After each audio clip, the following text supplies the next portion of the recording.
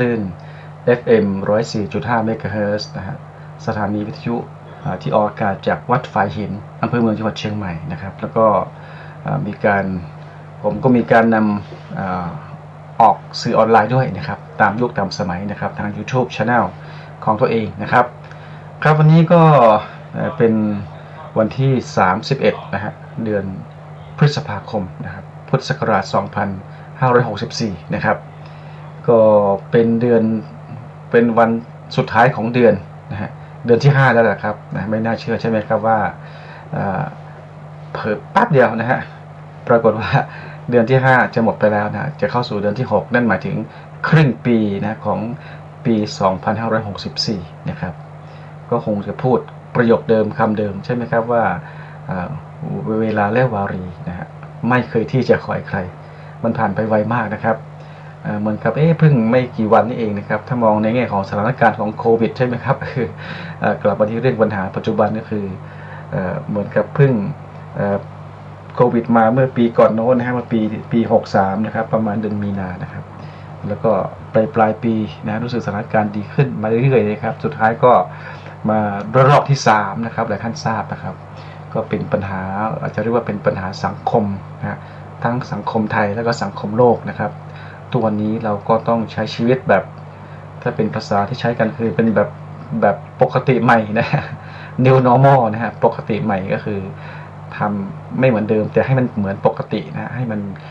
ให้อยู่ในวิถีชีวิตที่เราจะเข้าใจได้ว่านะฮะสถานการณ์เป็นอย่างนี้ต้องมีการปรับหลายอย่างนะครับไม่ว่าจะเป็นเรื่องของการศึกษาการเรียนนะครับในโรงเรียนในมหาวิทยาลัยการทำมาหากินการเดินทางไปมาหาสู่กันเนี่ยก็เป็นอะไรที่ไม่เหมือนเดิมแล้วนะครับเป็นสิ่งที่เรียกว่าปกติใหม่ New Normal นะครับครับวันนี้ผมเองก็คงจะขออนุญาตที่จะนำรายการเดิมนะที่บันทึกเสียงในการออกอากาศสดเมื่อประมาณหลายปีก่อนซึ่งจะเป็นเรื่องราวที่เชื่อมต่อจากครั้งที่ผ่านมานะครับก็เป็นเรื่องราวที่คิดว่าก็น่าจะเป็นประโยชน์นะครับผมตั้งชื่อไว้เมื่อครั้งก่อนว่าเป็นเรื่องของความรักความเมตตานะครับซึ่งแน่นอนนะครับวันนี้ก็จะเป็นเรียกว่าเป็นEP 2 Episode 2นะฮะก็คือเป็นเรียกว่าเป็นเวอร์ชัน2นะฮะต่อเนื่องจากเดิมนะครับเป็นครั้งที่2ก็ว่าได้นะครับก็คงจะเป็นเรื่องราวที่เรียกว่าจริงๆเรื่องนี้พูดกันได้เยอะนะครับแล้วแต่ว่าจะเอาแง่มุมไหนมาพิจารณานะมาอภิปรายหรือว่ามาแลกเปลี่ยนกันนะครับก็เดี๋ยวสักครู่ขออนุญาตเปิดนะครับเป็นรายการที่ทำเมื่อประมาณสัก5 ปี 6 ปีที่แล้วนะครับออกอากาศทางคลื่นFM 92.5 เมกะเฮิรตซ์นะครับเป็นคลื่นของทางวัดป่าแดงมหาวิหารนี่นะครับตอนนั้นก็จัดรายการอยู่เป็นรายการชื่อเดิมนี่นะฮะเพื่อสุขภาพใจนะครับรายการสดด้วยนะครับซึ่งเรียกว่าสาระวันนั้นเนี่ยกับวันนี้ผมว่ายังไม่ล้าสมัยนะครับยังสามารถที่จะ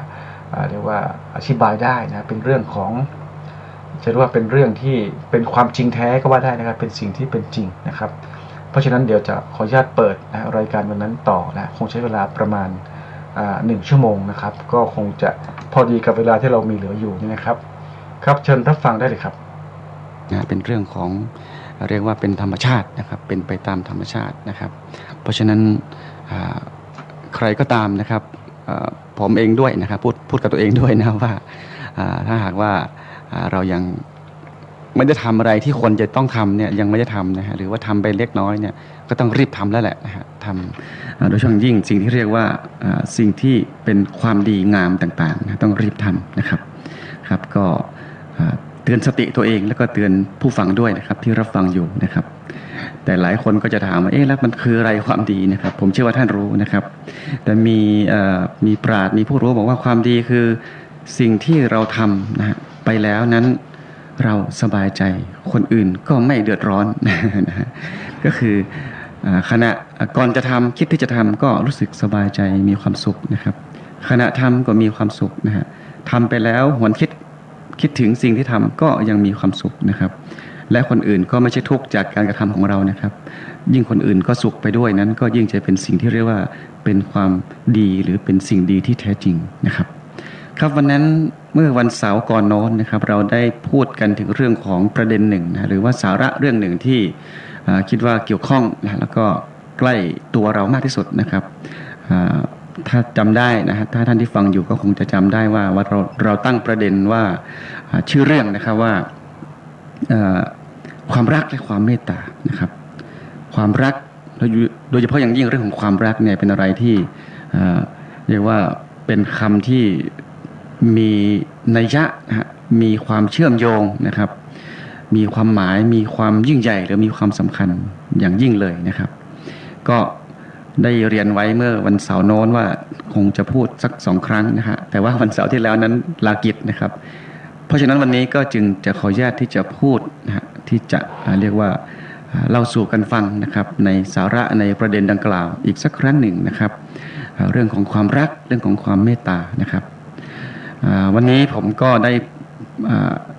ด้ไปอ่านหนังสือเล่มหนึ่งซึ่งน่าสนใจนะครับ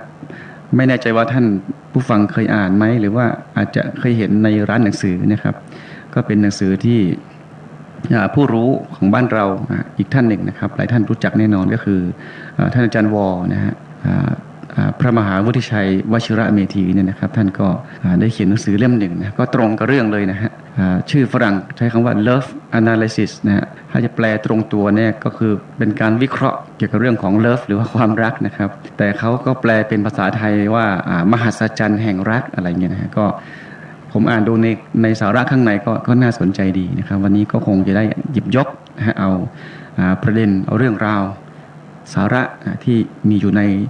หนังสือดังกล่าวมาพูดคุยนะครับแล้วก็ขณะเดียวกันเราก็อาจจะเปิดเพลงไปด้วยนะครับเพื่อเป็นการเปลี่ยนบรรยากาศนะแล้วก็พยายามสรรหาเพลงที่เข้ากับเรื่องราวที่พูดนะครับถ้าพูดอยู่คนเดียวพูดไปตลอดนี่ก็ลำบากเหมือนกัน เพราะว่าเสียงก็จะแหบนะฮะแล้วก็คนฟังก็อาจจะเบื่อก็ได้นะครับเพราะฉะนั้นวันนี้นะครับเราคงจะได้พูดคุยนะครับเรื่องราวเกี่ยวกับความรักนะฮะความเมตตานะฮะเป็นครั้งที่2นะครับอาจจะเรียกว่าเป็นเวอร์ชั่น2 เป็นบทที่2อะไรประมาณนั้นนะครับครับเดี๋ยวสักครู่นะครับพบกับเรื่องราวสาระดังกล่าวนะครับก็คือเรื่องของความรักความเมตตานะครับเดี๋ยวสักครู่พบกันนะครับ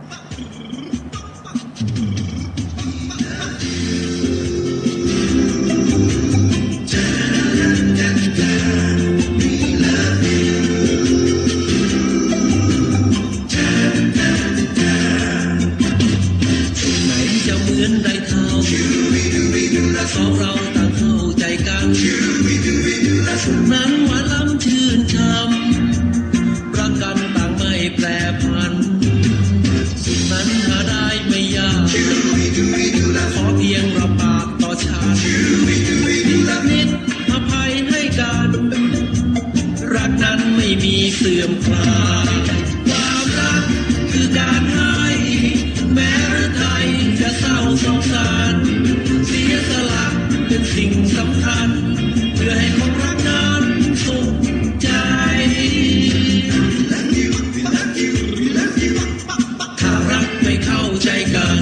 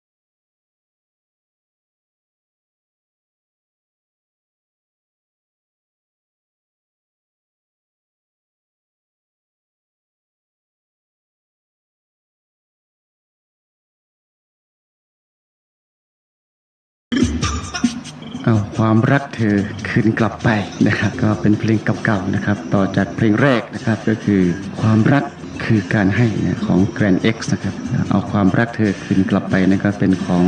เรียกว่าเป็นศิลปินแมว9ชีวิตนะครับก็คือคุณดอนสอนระเบียบนะครับช่วงหลังนี้ทราบว่าสุขภาพเขาไม่ค่อยดีนะครับครับนั่นก็เป็นบทเพลงนะครับที่จะเรียกว่าแน่นอนนะครับเพลงเกี่ยวกับความรักมีเยอะมากนะครับมีพูดหรือว่ามีการร้องมีการรังสรรค์มีการร้อยเรียงในหลายๆแง่หลายๆมุมหลายๆมิตินะครับความรักคือการให้ใช่หรือเปล่านะครับอันนี้ก็คงต้องถามตัวเองนะครับหรือว่าถามใครก็แล้วแต่นะที่เราเรียกว่าพูดคุยสนทนานะหรือว่าอภิปรายกันในเรื่องนี้นะครับเมื่อวันเสาร์ก่อนนอนนะครับเราก็พูดกันถึงเรื่องของนิยามของความรักไว้พอสมควรนะครับมีหลากหลายมีผู้รู้นะครับมีผู้ที่เขียนไว้บ้างนะฮะประพันธ์เป็นบทกลอนไว้บ้างที่สื่อแสดงถึงเรื่องของความรักนะครับแน่นอนนะครับท่านเองก็คงมีนิยามของตัวเองนะครับซึ่งส่วนใหญ่นั้นนิยามหรือว่าความหมายที่เราให้ก็มักจะมาจากประสบการณ์ตรงนะครับที่เราได้ประสบได้พบได้สัมผัสในเรื่องของความรักนะครับหลายคนบอกว่าความรักคือการให้เหมือนดังเพลงดังกล่าวนะครับหรือบางคนบอกความรักไม่เชิงเป็นนิยามแต่เป็นการบอกถึงสิ่งที่เขาได้รับความรักคือยาขมนั่นก็มีนะบางคนก็บอกคือยาหอมนะครับหรือบางคนบอกความรักทำให้คนตาบอดนะครับแต่บางคนก็บอกความรักทำให้คนตาดีนะครับอันนี้เราคุยกันเมื่อวันเสาร์ที่แล้วเยอะละนะในประเด็นนี้นะครับคราวนี้ทัศนะของตะกี้ที่ผมเอ่ยถึงนะก็คือหนังสือของท่านอาจารย์วอเนี่ยพูดถึงหนังสือชื่อว่า Love Analysis นะครับมหัศจรรย์แห่งรักเนี่ยนะครับท่านก็บอกว่าความรักนั้นเป็นความรู้สึกแน่นอนครับผมเห็นด้วยนะครับมันเป็นเรื่องของอารมณ์ความรู้สึกนะครับถ้าเป็นภาษาทางจิตวิทยาตะวันตกเนี่ยเขาก็บอกเป็น emotion นะครับเป็นความรู้สึกนะครับเป็นอารมณ์ความรู้สึกที่มีอิทธิพลต่อมนุษย์ทุกรูปทุกนามแน่นอนนะครับความรักมีอิทธิพลกับคนเราทั้งนั้นเลยนะครับเพราะจากความรักเพียงอย่างเดียวนั้นสามารถส่งอิทธิพลต่อชีวิตได้ทุกแง่ทุกมุมนะครับความรักเป็นไปได้ทั้งแรงบันดาลใจในเชิงสร้างสรรค์นะครับขณะเดียวกันก็เป็นทั้งต้นเหตุแห่งสงครามมหาวินาศในประวัติศาสตร์ของมวลมนุษยชาตินะฮะเราก็ดูประวัติศาสตร์โดยเฉพาะยิ่งทางตั้งแต่ยุคโน้นสมัยกรีกนะฮะประวัติศาสตร์ทางยุโรปอะไรต่างๆหรือแม้แต่ทางบ้านเรานะครับความรักก็ทำให้เกิดเป็นสงครามตั้งแต่สงครามเล็กๆจนกระทั่งถึงสงครามใหญ่ก็มีนะครับมีการแย่งชิงนะฮะความรักแย่งชิงบุคคลที่ตนเองรักอะไรอย่างนั้นนะครับก็เป็นอย่างนั้นจริงๆด้วยนะครับความรักเป็นเหตุปัจจัยให้ปัจเจกบุคคลค้นพบสัจธรรมแต่ในมุมกลับกันก็เป็นเหตุแห่งความเนิ่นช้าของปุถุชนนะฮะผู้ยังหลงวนอยู่ในห้วงเหวแห่งกามารมณ์ความรักจึงเป็นวิทยาการที่มนุษย์ทุกคนควรเรียนรู้ให้รู้อย่างลึกซึ้งทุกแง่ทุกมุมถ้ายิ่งเข้าใจความรักลึกซึ้งเท่าไหร่ก็ย่อมมีความเข้าใจต่อโลกและชีวิตมากขึ้นเท่านั้นนะครับเป็นคำในบทนำนะฮะของหนังสือเล่มนี้ของท่านนะเขียนไว้ค่อนข้างจะน่าสนใจทีเดียวนะครับว่าความรักนั้นมีอิทธิพลนะครับมีเรียกว่าเป็นเหตุปัจจัยของหลายสิ่งหลายอย่างนะครับในเรื่องของความรักนั้นนะครับมีกล่าวไว้ในหลายๆที่นะครับจริงๆแล้วนั้นถ้าหากว่าจะไปดูในเรียกว่าธรรมนะฮะหลักธรรมชุดหนึ่งในศาสนาพุทธเรานะก็คือในชุดที่เรียกว่าพรหมวิหาร4นะครับมีเรื่องของเมตตาการุณามุทิตาแล้วก็อุเบกขานะครับเมตตากรุณามุทิตานั้นเนี่ยแม้ว่าต่างกันโดยชื่อนะแต่ว่าเนื้อหาโดยรวมแล้วนั้นก็กล่าวถึงเรื่องของความรักนะครับเพราะฉะนั้นประเด็นเราก็คือเหมือนที่เราพูดตั้งแต่วันเสาร์ที่แล้วว่าเราก็เอามารวมกันว่าเป็นเรื่องของความรักความเมตตานะครับเพราะมันเป็นความรักที่มีอยู่ในมวลมนุษยชาตินะครับเป็นความรักในส่วนของอารมณ์เหมือนที่ว่านะครับนี่ก็เป็นสิ่งที่เป็นทัศนะของท่านนะครับของท่านอาจารย์วอที่กล่าวถึงเรื่องความรักนะครับคราวนี้นั้นหลายคนก็อาจจะถามว่าแล้วความรักมันแบ่งเป็นประเภทได้ไหมนะครับเวลาพูดถึงเรื่องอะไรเนี่ยเรามักจะบอกว่ามันมีกี่ประเภทมีกี่ชนิดมีกี่อย่างเลยนะฮะหรือบางคนก็สนใจว่าแล้วมันมีระดับหรือเปล่านะครับเหมือนคราวก่อนเราพูดถึงความสุขเนี่ยความสุขก็มีระดับนะครับมีระดับทั้งแบบแบ่งแบบหยาบๆแล้วก็เป็นแบบละเอียดนะครับก็มีเหมือนกันนะครับท่านก็แบ่งไว้เหมือนกันนะเป็นประเภทต่างๆประมาณ4ประเภทนะฮะซึ่งก็น่าสนใจนะครับคราวนี้ตัวท่านเองล่ะครับท่านผู้ฟังท่าน มีไหมมีการแบ่งประเภทไหนนะ จริงๆถ้าเราไม่ต้องดูใครพูดหรือไม่ต้องไปอ่านตำราใครเนี่ยเราก็คิดว่ามันก็แบ่งได้เหมือนกันนะฮะในแง่ของถ้าเอาตัวบุคคลมาเป็นตัวตั้งนะครับว่าประเภทแบ่งตามนั้นเนี่ยก็อาจจะเป็นประเภทแบบความรักแบบความเรียกว่าเป็นความรักใคร่เป็นความรักของหนุ่มสาวเนี่ยนะครับความรักของหญิงชายหรือของชายหรือหญิงก็มีนะเดี๋ยวนี้เราก็ไม่ว่ากันนะครับ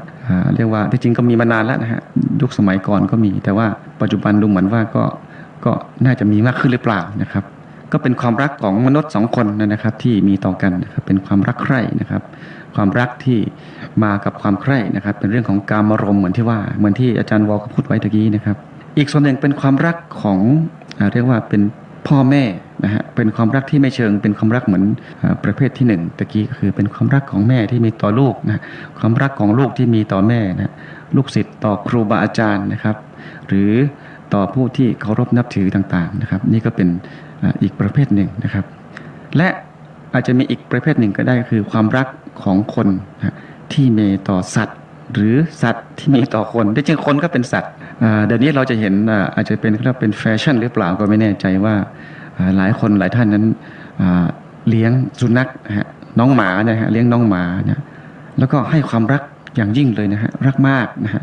รักห่วงใยนะครับให้การดูแลเสมือนหนึ่งเป็นลูกเป็นหลานนะครับก็เป็นอะไรที่เรียกว่าก็เป็นความรักอีกประเภทหนึ่งนะครับที่คนเราให้กับสัตว์เลี้ยงนะครับที่เรียกว่าจริงๆแล้วก็พูดคุยกันไม่ได้หรอกแต่ว่าเขาก็สื่อสารกันได้นะครับสื่อสารกันด้วยภาษากายภาษาใจนะครับสื่อสารด้วยภาษาท่าทางนะครับก็เป็นอีกรูปแบบหนึ่งนะครับเป็นความรักนะฮะอาจจะเป็นความห่วงใยด้วยแล้วก็เป็นความรักที่บางครั้งเนี่ยลึกซึ้งแนบแน่นนะฮะมีหลายครั้งผมเคยได้ยินแล้วก็เจอด้วยตัวเองด้วยนะมีบางท่านที่ณวันหนึ่งณเวลาหนึ่งนั้นนะฮะสัตว์เลี้ยงโดยเฉพาะยิ่งน้องหมาเนี่ยจากไปนะครับถ้ายิ่งเป็นการจากไปแบบเรียกว่าฉุกเฉินเป็นอุบัติเหตุหรือว่าอะไรต่างๆเนี่ยนะครับก็เสียใจมากนะครับเคยพูดกับจิตแพทย์ท่านหนึ่งนะฮะไม่เอ่ยกันแล้วกันว่ามีคนไข้ของท่านนะป่วยเป็นโรคซึมเศร้าเนื่องจากหมาตายนะฮะหลายคนอาจจะหัวเราะว่าเอ๊ะทำไมต้องอย่างนั้นด้วยนะฮะไปทำนองว่าเขาแค่หมาตัวเดียวแต่จริงๆแล้วนั้นพูดอย่างนั้นก็คงไม่ได้นะครับเพราะว่าความรักเหมือนที่ว่าเนี่ยมันเป็นอะไรที่มันลึกซึ้งนะครับมันเป็นสิ่งที่อยู่ภายในนะครับมันเป็นนามธรรมเป็นเรื่องของความรู้สึกนะครับเราจะไปห้ามเราจะไป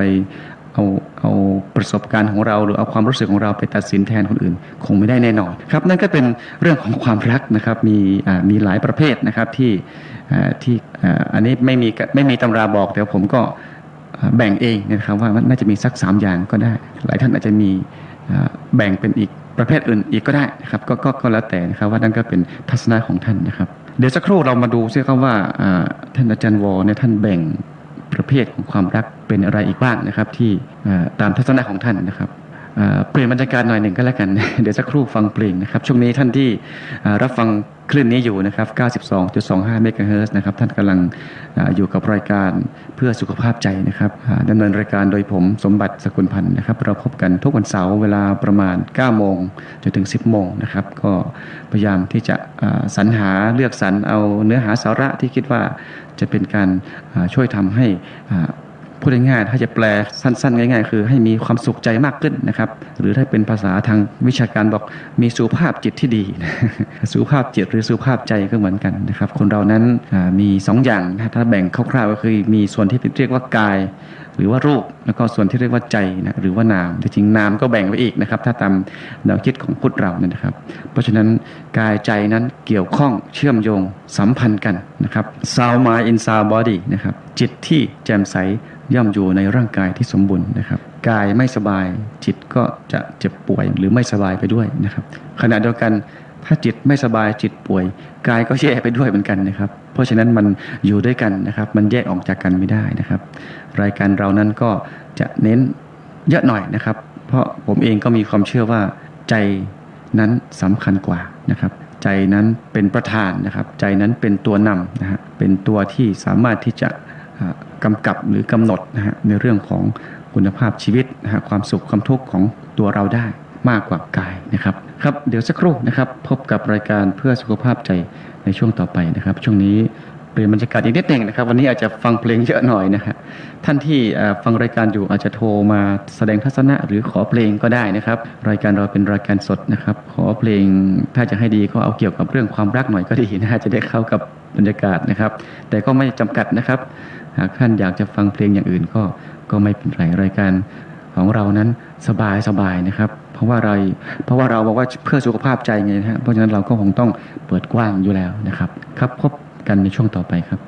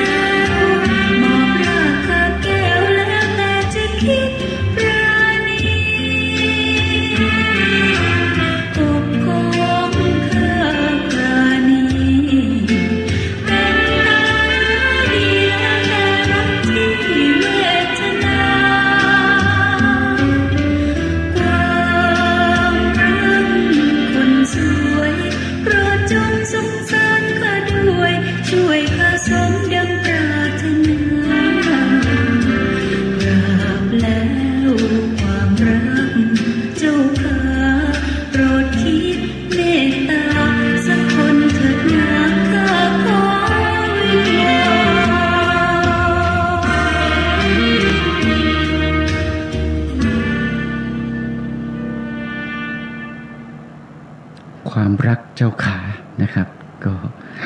เป็นบทเพลงที่เรียกว่าแน่นอนนะพูดถึงความรักนะครับเพลงแรกก็ลากรความรักนะครับทำนองว่าคงไม่สมหวังนะครับคงไม่มีความสุขนะฮะตามที่คาดหวังนะสุดท้ายก็บายบายนะครับเรื่องของความรักเนี่ยมันที่ผมพูดนะครับมีหลากหลายนะครับมีนิยามของแต่ละคนซึ่งก็ประสบหรือพบกับ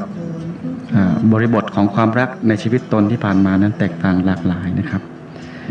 เพราะฉะนั้นก็จึงเรียกว่าสะท้อนออกมานะครับที่จริงแล้วเพลงนั้นก็สะท้อนนะฮะถึงสาระที่เป็นจริงอยู่นะไม่ว่าจะเรื่องอะไรที่เกิดขึ้นในสังคมนะครับเรื่องความรักก็เหมือนกันนะครับผู้แต่งก็คงจะรังสรรค์หรือว่าร้อยเรียงนะฮะมาจากเรียกว่าสิ่งที่เกิดขึ้นจริงนะฮะก็อาจจะบวกอาจจะเพิ่มเข้าไปนะให้มันเกิดความสอดคล้องความสละสลวยนะครับในเนื้อหาในทำนองของเพลงนะครับครับก็เนี่ยฮะเรื่องของความรักนะฮะเป็นเรื่องที่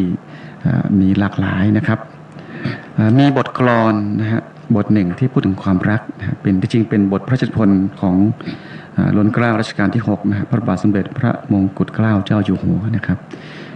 ในเรื่องมัทนาพาทานะครับหลายคนอาจจะเคยได้ยินนะท่านบอกว่าความรัก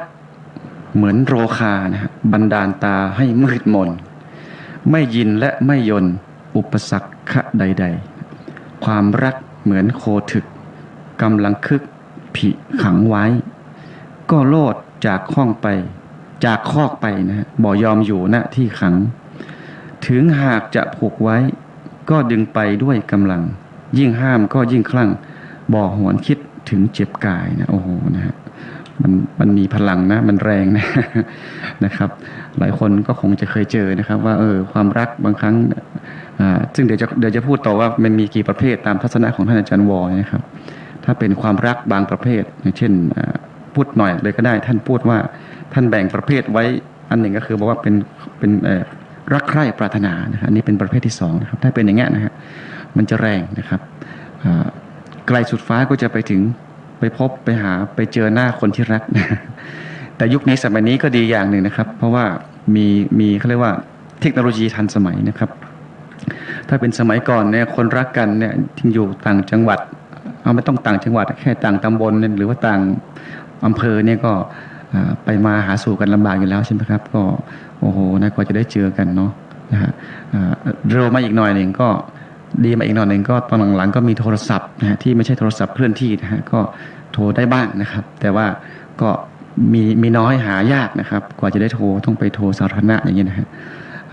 ต่อมาก็มีมือถือก็ดีขึ้นนะฮะปัจจุบันนี้เห็นทั้งหน้าทั้งเสียง นะครับมีเทคโนโลยีเช่นSkype นะฮะเปิดจอนะฮะเปิดกล้องเสียงก็ได้ยินนะฮะหน้าตาก็ได้เห็นนะก็คงจะช่วยนะฮะช่วยในแง่ของลดในแง่ของความปรารถนานะรักใคร่ปรารถนาเนี่ยนะครับก็ได้พูดได้คุยได้เจอหน้ากันนะครับเป็นเรื่องของเทคโนโลยีนะครับครับนี่ก็เป็นเรื่องหนึ่งเป็นทัศนะหนึ่งเกี่ยวกับเรื่องความรักนะครับว่าความรักนั้นมันมีหลากหลายนะครับแล้วถ้าพูดถึงประเภทนะครับเหมือนที่พูดไปเมื่อกี้ว่าผมเองก็แบ่งตามความเข้าใจตามทัศนะตัวเองว่าเป็น3ประเภท3อย่าง3ความรักนะครับแต่ท่านอาจารย์วอบอกแบ่งเป็น4นะครับท่านก็บอกว่าความรักมีหลากหลายนะครับแล้วแต่ว่าใครจะเป็นผู้แบ่งใครจะเป็นผู้ขีดเส้นหรือใครจะเป็นผู้ให้นิยามนะแต่ทัศนะของท่านท่านบอกว่าแบ่งเป็น4ประเภทนะครับ1ก็คือรักตัวกลัวตายนะครับนะฮะ2รักใคร่ปรารถนานะฮะ3รักเมตตาอารีแล้วก็4รักมีแต่ให้นะหรือผมอาจจะเติมว่ารักนี้มีแต่ให้ นะครับเหมือนเพลงแรกตะกี้ว่าความรักคือการให้ว่าอย่างนั้นนะครับครับจริงๆแล้วมีรายละเอียดก็เยอะนะครับว่าในส่วนของรายละเอียดของแต่ละประเภทของท่านนะครับผมก็จะลองกล่าวนิดๆกันแล้วกันว่ามันเป็นยังไงนะครับอันแรกนี้ก็น่าสนใจนะครับก็คือทำนองว่าเป็นประเภทความรักที่เป็นความรักของคนเราที่มีต่อตัวเองนะครับเป็นเรื่องของสัญชาตญาณของมนุษย์หรือแม้แต่สัตว์ก็ด้วยนะครับว่ามนุษย์หรือสัตว์นั้นรักตัวกลัวตายนะครับรักตัวเองมากที่สุดนะครับคงจะมีน้อยคนนักหรือแทบจะไม่มีเลยที่บอกว่ามีบางคนพูดเหมือนกันว่า ผมรักคนแล้วก็ตายแทนได้อย่างนั้นนะฮะจริงๆแล้วก็ฟังหูไว้หูนะครับพอถึงที่สุดหรือเจอสถานการณ์อะไรบางอย่างที่ถ้าหากว่าเขาตายแทนได้ก็คงจะดีนะแต่เขาคงทำไม่ได้นะครับอย่างนี้เป็นต้นนะครับเพราะฉะนั้นแค่ลมปากก็ยังเชื่อไม่ได้นะต้องดูก่อนว่าทำได้หรือเปล่านะครับแต่ว่าก็ไม่ไปโทษเขานะครับเพราะว่านั่นเป็นสัญชาตญาณของมนุษย์ของสัตว์ที่ว่ารักตัวกลัวตายรักตัวเองแน่นอนนะครับเป็นสิ่งที่เป็นไปตามสัญชาตญาณนะครับเจอเสือหรือเจอสิ่งที่เป็นอันตรายนะครับจะวิ่งเข้าหาหรือนะครับแน่นอนนะครับร้อยทั้งร้อยก็ต้องออกจากสถานการณ์หรือว่าออกจากเหตุการณ์ที่จะทำให้เกิดอันตรายหรือถึงขั้นเสียชีวิตได้นะครับเพราะฉะนั้นก็เป็นความรักประเภทที่หนึ่งซึ่งแน่นอนนะครับผมเห็นด้วยนะครับว่าประเภทนี้ก็น่าจะเป็นประเภทหนึ่งของความรักนะครับเป็นการมองที่ปัจเจกมองที่ตัวบุคคลหรือสัตว์ก็ด้วยนะครับว่าสรรพสิ่งที่มีชีวิตที่เป็นสัตว์นั้นเนี่ยคนก็เป็นสัตว์เนี่ยนะครับรักตัวกลัวตายด้วยกันทั้งนั้นเลยนะครับอีกประเภทหนึ่งนะรักใคร่ปรารถนาอันนี้ค่อนข้างจะยาวเลยนะครับแล้วก็เป็นความรักประเภทที่ดูเหมือนว่าคนส่วนใหญ่นะเกือบทั้งหมดจะให้นิยามหรือว่ามองความรักในมิตินี้ในความหมายนี้ซะเป็นส่วนใหญ่นะครับก็คือความรักใคร่ปรารถนานะครับเป็นความรักที่อิงสัญชาตญาณเหมือนกันนะครับแต่ว่ามันจะเป็นบรรยากาศที่จะให้ได้มาซึ่งความสุขนะครับถ้าผมจะแปลเอาเองนะนี่อาจารย์วอไม่ได้พูดนะเป็นการที่จะให้เกิดความสุขนะครับที่เป็นความสุขประเภทที่เรียกว่ากามสุขนะครับจากการได้เห็นได้ยินได้ฟังได้กลิ่นได้ลิ้มรสได้สัมผัสเนี่ยนะครับก็เป็นความรักใคร่ปรารถนานะครับความรักเนี่ยที่พูดตะกี้เนี่ยคือท้ายที่สุดนั้นก็ถึงขั้นอาจจะทำให้เกิดสงครามเหมือนที่ว่านะครับเพราะอยากจะได้ต้องบางครั้งต้องแย่งชิงนะฮะต้องต่อสู้ต้องแย่งชิงกันเนี่ยก็เป็นความรักที่เรียกว่ามีเยอะมีมากนะครับแล้วก็เป็นความรักที่กระทบกับหลายสิ่งหลายอย่างนะครับด้วยเหตุนี้เหมือนที่ว่าเนี่ยความรักใคร่ปรารถนานะจึงเป็นความรักที่เป็นแรงขับนะที่ลึกซึ้งแล้วก็เข้มข้นนะฮะแล้วก็มีพลังอย่างมหาศาลนะครับความรักที่เราพูดถึงกันทุกวันเนี่ยนะฮะส่วนมากก็จะพูดกันในมิตินี้นะจะเป็นส่วนใหญ่นะครับอีกรักหนึ่งนะครับอีกประเภทหนึ่งนะครับก็คือที่เรียกว่ารักเมตตาอารีอันนี้เป็นความรักที่เรียกว่าเป็นความรักที่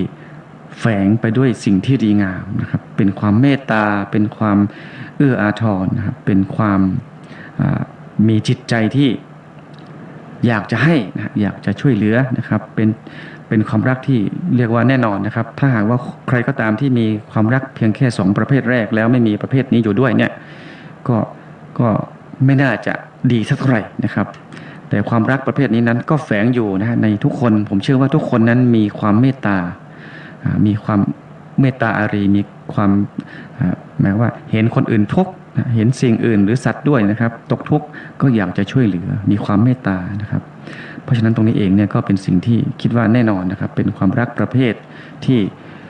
เป็นสิ่งที่ดีนะครับแล้วก็ต้องพยายามมีให้มากๆด้วยนะครับผมเคยพูดเมื่อวันเสาร์ที่แล้วนะครับหลายท่านที่ฟังอยู่ก็คงจะจำได้ว่าเราลองคิดเล่นๆซึ่งคงเป็นไปได้ยากนะว่าหากว่าทุกคนนะในสังคมเอาแค่จังหวัดเชียงใหม่ไม่ต้องไปไกลถึงโลกนะฮะหรือเอาแค่อำเภอเดียวอำเภอไหนก็ได้นะครับว่าทุกคนมีแต่ความรักความเมตตาอารีนะเอื้ออาทรช่วยเหลือซึ่งกันและกันเนี่ยนะครับทุกคนในสังคมนั้นๆเนี่ยเป็นอย่างเงี้ยนะฮะแล้วมันจะมีความทุกข์มันจะมีความขัดแย้งมันจะมีปัจจัยเหตุของความทุกข์ความขัดแย้งมันคงไม่มีแน่นอนนะครับแต่ว่าความจริงคงเป็นไปได้ยากนะเพราะว่ามนุษย์นั้นก็แตกต่างหลากหลายนะครับ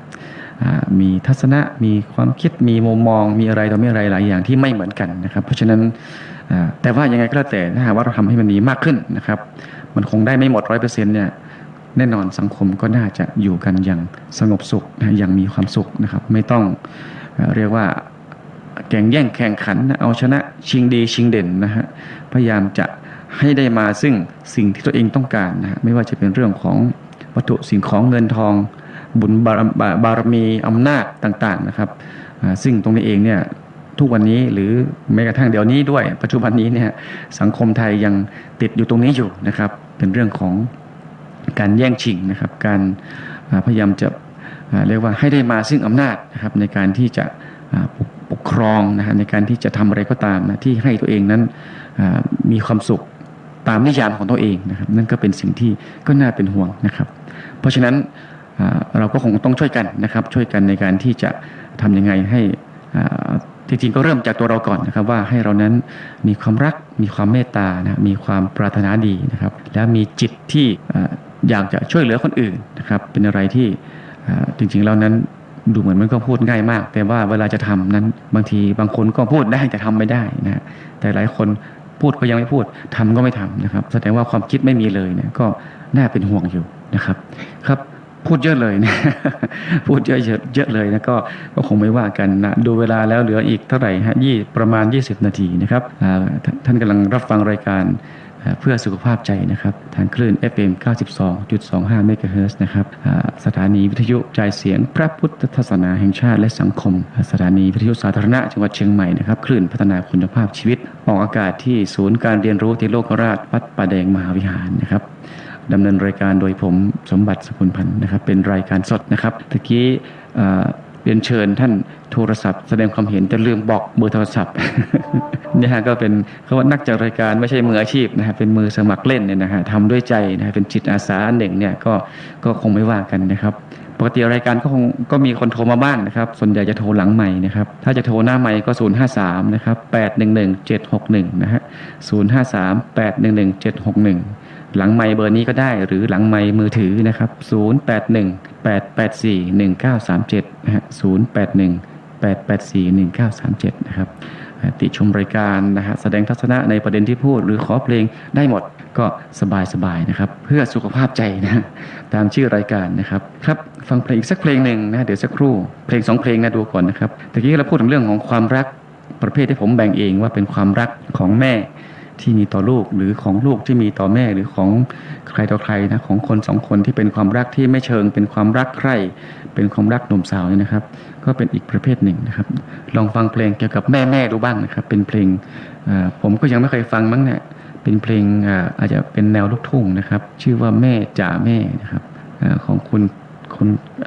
คัทริยามาลาสีนะครับแล้วก็เดี๋ยวจะหาอีกสักเพลงหนึ่งนะที่เกี่ยวกับเรื่องของแม่นะครับเป็นความรักที่อีกประเภทหนึ่งนะฮะซึ่งเชื่อได้ว่าน่าจะเป็นรักแท้นะน่าจะเป็นความรักที่เป็นประเภทที่ท่านอาจารย์วอมองว่าเป็นเรื่องของความรักเรื่องเมตตาอารีนะครับลองฟังดูครับ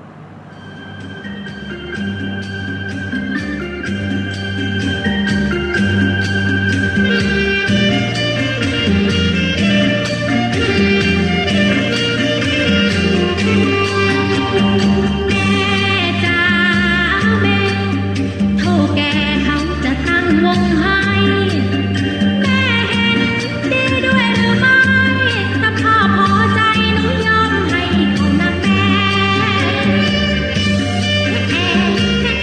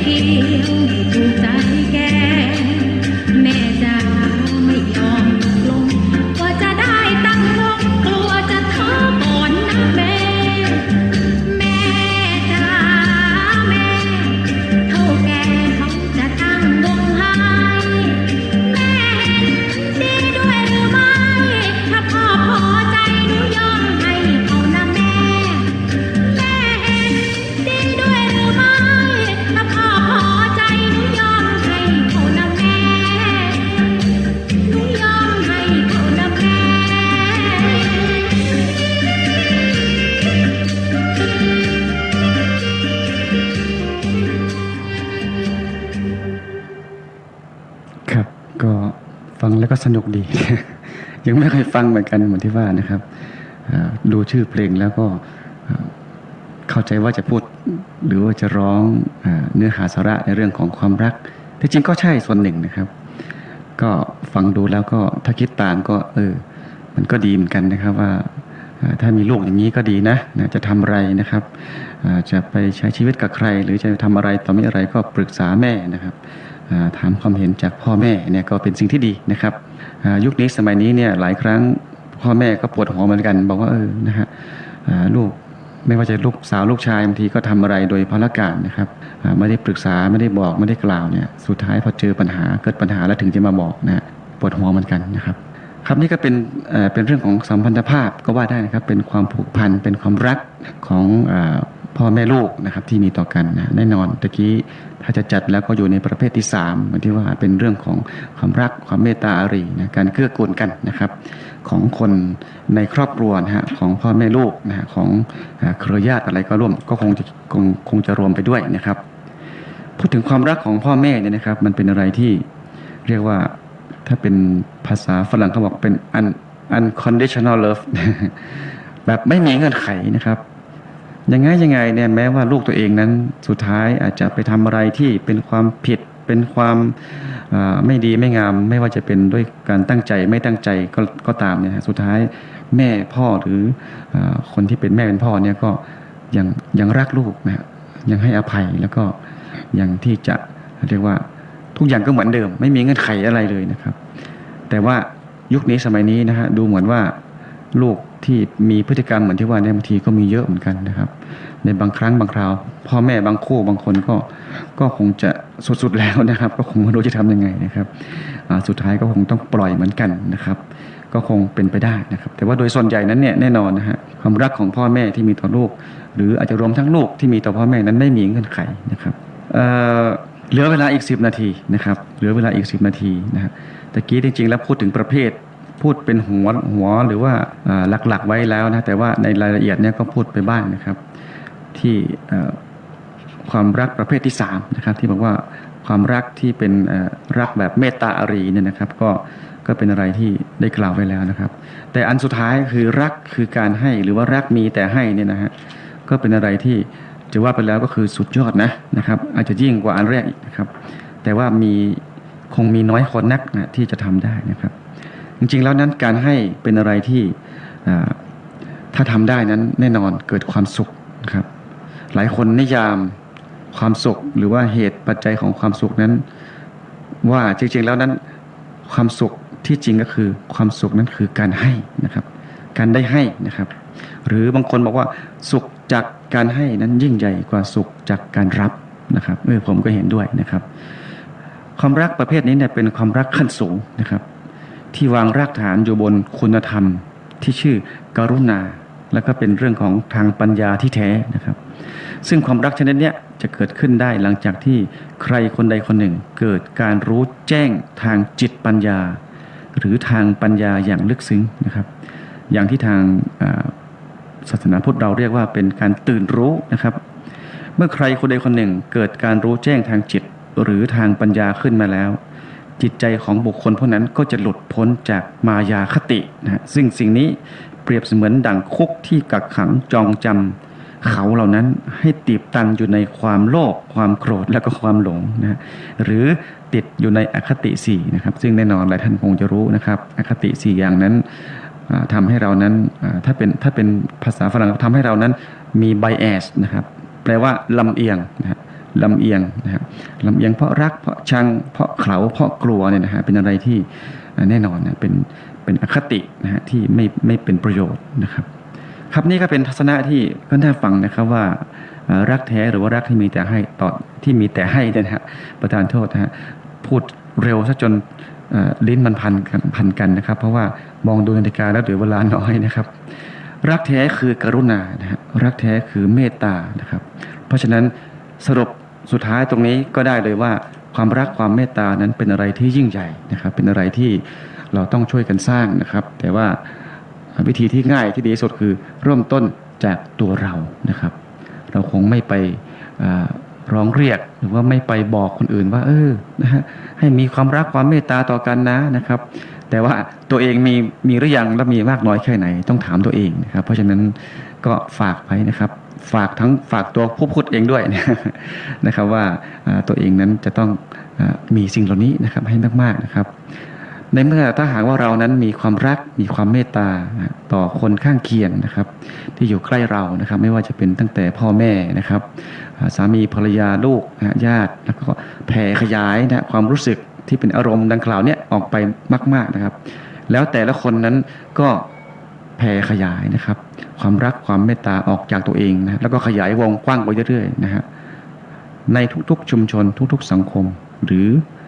มองไกลนะนี่อาจจะเป็นไอเดียนะเป็นอุดมคติว่าไปทั้งมวลมนุษยชาติแล้วเมื่อนั้นโลกนี้คงจะสงบสุขนะครับคงจะมีแต่สิ่งที่เรียกว่าความสุขที่เป็นนิยามที่เป็นความสงบนะฮะความสุขที่แท้นั้นคือความสงบสุขนะครับเป็นความรักทุกคนมีความรักนะฮะความเมตตาอารีต่อกันและกันไม่เฉพาะเพียงต่อคนเท่านั้นนะฮะแต่ต่อสรรพสิ่งนะครับต่อทั้งสัตว์สิ่งของนะครับต้นไม้ใบหญ้านะครับมีผู้รู้ท่านหนึ่งบอกคนที่มีความรักความเมตตาอย่างแท้จริงนั้นเนี่ยเพียงแค่จะตัดกิ่งไม้หรือเด็ดใบไม้ใบเดียวเนี่ยเขายังต้องคิดว่าควรจะทำไหมนะครับนะนั่นเป็นสิ่งที่แสดงถึงเรียกว่า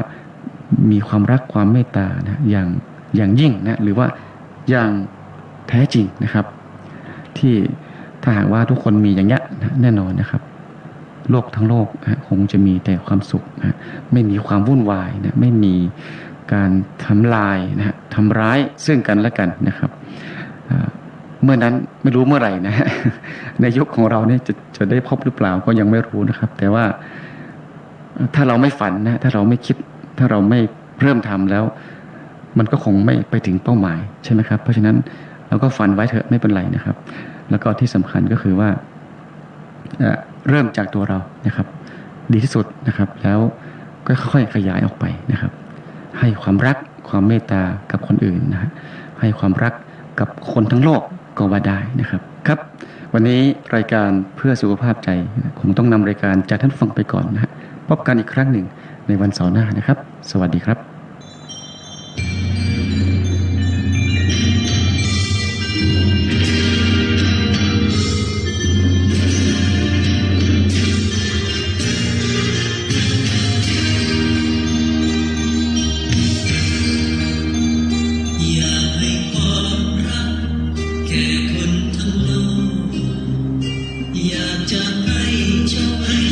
กับคนทั้งหลายอยากให้เรา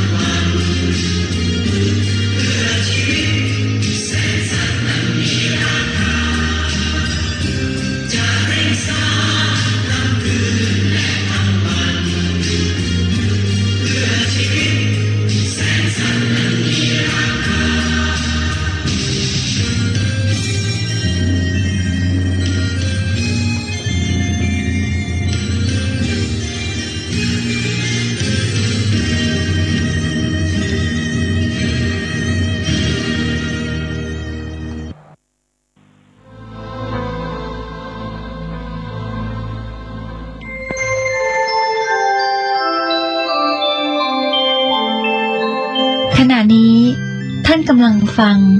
สถานีวิทยุกระจายเสียง คลื่นเพื่อการศึกษาพระพุทธศาสนาและวัฒนธรรม ระบบ FM 104.5 เมกะ